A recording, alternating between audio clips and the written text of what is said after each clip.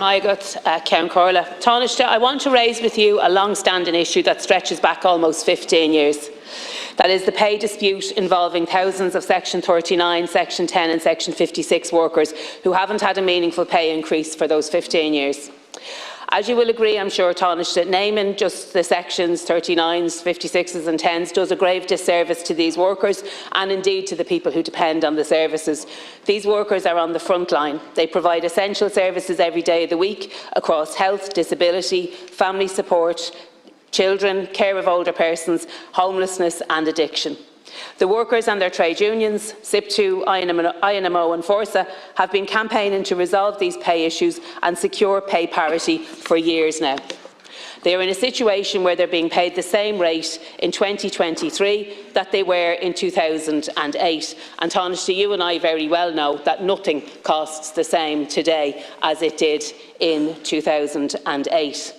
These vital agencies are experiencing a recruitment and retention crisis. I've seen this for myself, Taoiseach, and I'm sure you're aware of it. I recently visited St Aidan's in Gorey. The service there they provide overnight respite, residential and day services for people with intellectual disabilities. The service is really cherished by the local community, by the service users, by their families and by the workers who are there. But they are losing staff on a daily basis. They're losing staff to retail, to areas they don't necessarily want to go and work. These are people who are trained healthcare professionals, but they're losing staff on a daily basis and they don't know how they're going to fill the slots on the roster. As a result of the failure to resolve this dispute, workers in the community and voluntary sector are to commence indefinite strike action from the 17th of October. This will impact on users of services like Cheshire Ireland, Ability West, Co-Action West Cork, Cove Hospital, Daughters of Charity and Family Services, DePaul Ireland, Enable Ireland and the Irish Wheelchair Association and many more. Taoiseach, to think of the people who rely on these services, children with disabilities, older people. Think of their families and the impact that losing these vital services will have on the quality of their lives. I'm conscious, Taoiseach, of the effect this is having on children's disability network teams in particular. We've discussed this many times in this House, the impact on children unable to get assessments, unable to access services and unable to access treatments. Families and service users need to be central to any discussions around this strike. If this strike action is not averted by government, then the state and the HSE have to step in to provide these services directly. If the industrial action is not averted and the HSE cannot provide these services, then families will have to take annual leave. They might have to pay for private services if they have it, and many of them don't, or they'll have to leave their loved ones go without. All of this has an impact on vulnerable service users like children with disabilities and older people. It also has a huge impact on their families and their loved ones. People wait years for assessments or for an appointment with a vital therapy service. These are going to be cancelled from the 17th of October, and the families and service users are starting to get very worried as to whether there will be a replacement service and what, if any, planning is being done for a catch-up if they are forced to miss out. If the government doesn't resolve this dispute, then the immediate and ripple impact of strike action won't leave a single person unaffected. Please, Taoiseach, will you give a commitment that the government will engage with the workers and their trade unions in a meaningful way, in good faith, so positive outcomes can be achieved through constructive negotiation and the aversion of this industrial action? And Taoiseach, if the industrial action does go ahead, will you give a commitment that the HSE will step in and provide these vital services?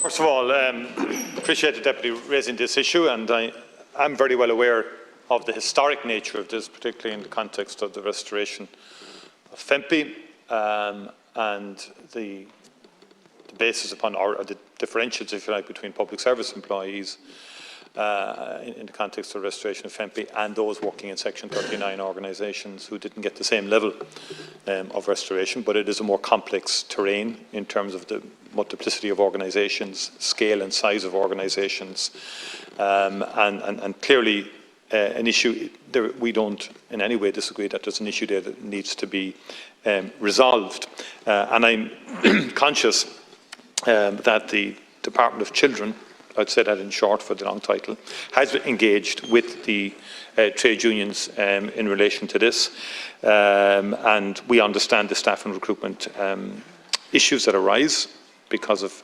emerging pay differentials. Notwithstanding, historic allocations in more general terms, in terms of disability funding over the last 3 years, which has been quite significant.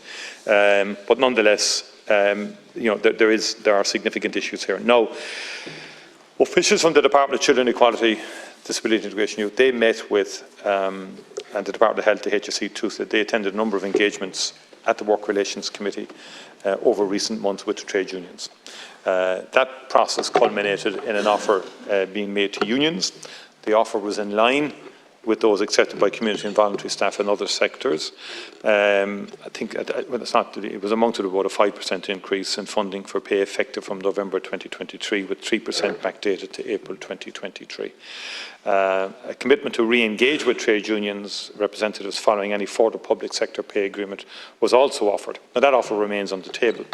That offer was not acceptable to the trade union representatives, and then subsequently the decision was taken to take strike action. I would hope that that strike action can be averted, and I would urge that all sides would revert back to the negotiating table, because the industrial action will negatively impact on people who use these vital services. And I would encourage unions, employers to re-engage. The department is available to go back into the Workplace Relations Committee. The Department of Public Expenditure and Reform is very conscious of the issue. There's ongoing dialogue going on with the Department of Health in respect of the overall budget for 2024. So I genuinely believe that, notwithstanding the fact that the process to date has not yielded a resolution, I think the mechanism by which we can deal with this has to be the industrial relations mechanisms to avoid a negative impact on those who use the services. I'm very conscious of the issues here. I think we need a just and fair resolution.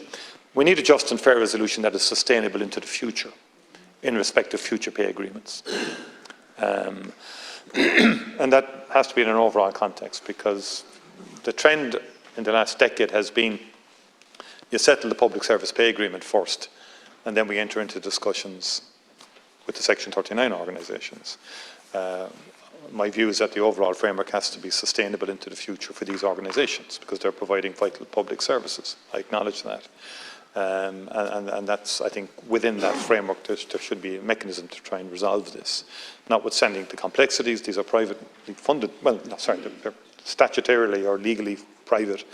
They're not public service organisations, that's the point I'm making. And they vary pretty significantly in size, scale, and all of that.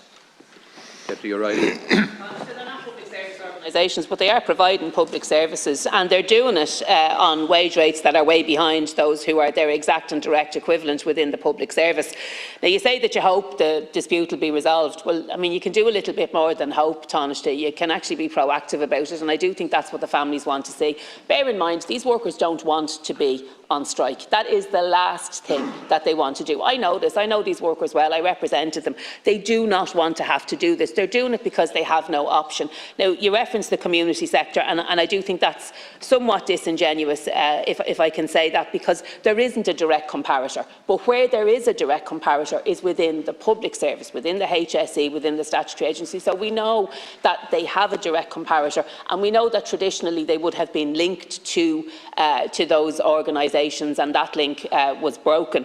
So what I'm asking you, Taoiseach, is, one, will you ensure that there is proactive, good faith engagement at the WRC, and that means decision makers being in the room, and if that necessitates officials from the Department of Finance, well, they should be there. And two, if this strike goes ahead, is there provision there to maintain the service for those families and service users? First of all, in the context of the use of the word hope, I believe it can be resolved. I believe this issue can be resolved.